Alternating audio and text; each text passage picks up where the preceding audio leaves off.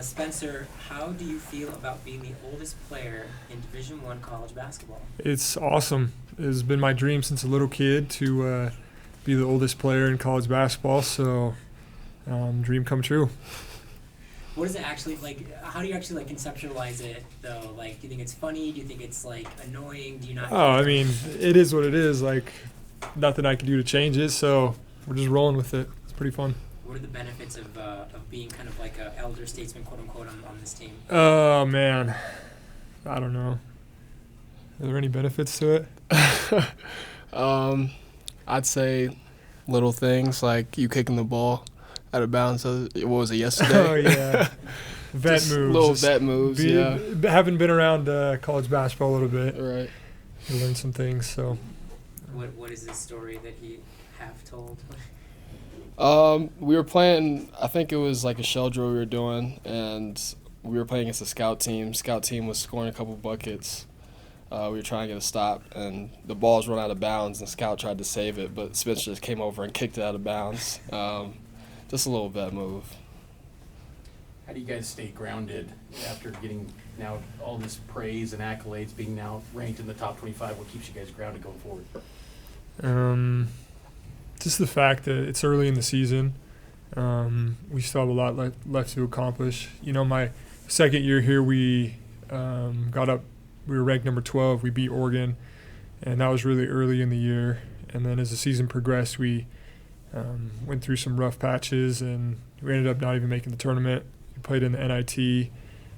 So it's just a long season. There's a lot left to accomplish, and there's a lot left to do.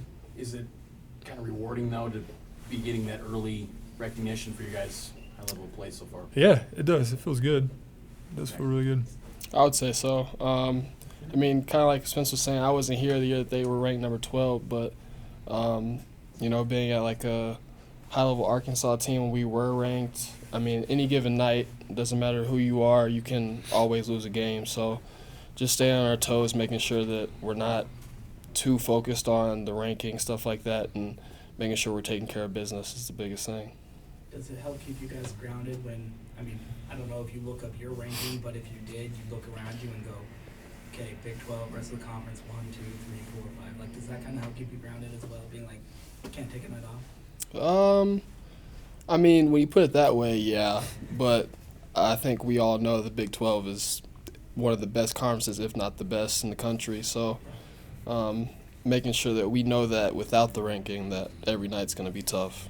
Mm-hmm. Jaxson, what do you think has led you to shoot the 3-ball in particular so well? I'm sorry? What's led you guys to be able to shoot the 3-ball so well so far this year?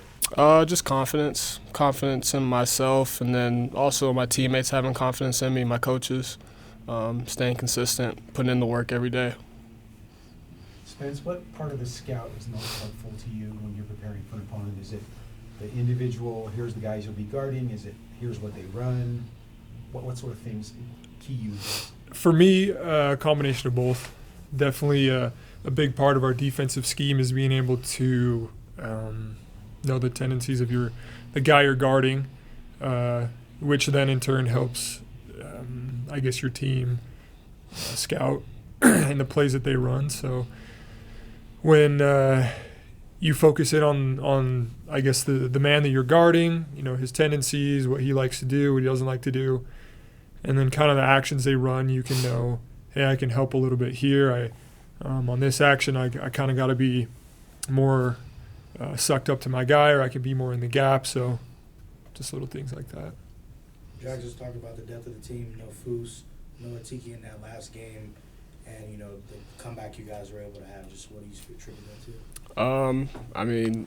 Big praise to Ali stepping up. He hadn't practiced in a couple of days, and he came out, and I don't think anybody expected him to play. What was it, like 27, 25 minutes, something like that. But he came and showed up, gave us big rebounds, big assist opportunities, stuff like that. He makes everybody else on the floor better. And I'm sure Spencer loves playing with him just as much as I do. So love it. Such a good passer. He kind of adds that different element to the offense as a really elite passing big. Mm-hmm. What is it about his game that makes him so effective in that guard? He's really tall, so you can see over everyone, or he can see different angles that way. He's really confident when he makes a pass. Like, I think a lot of the dudes will be like, "Oh, should I throw it? I don't want to, have this turnover." But he's just like whipping that thing around, which is really fun.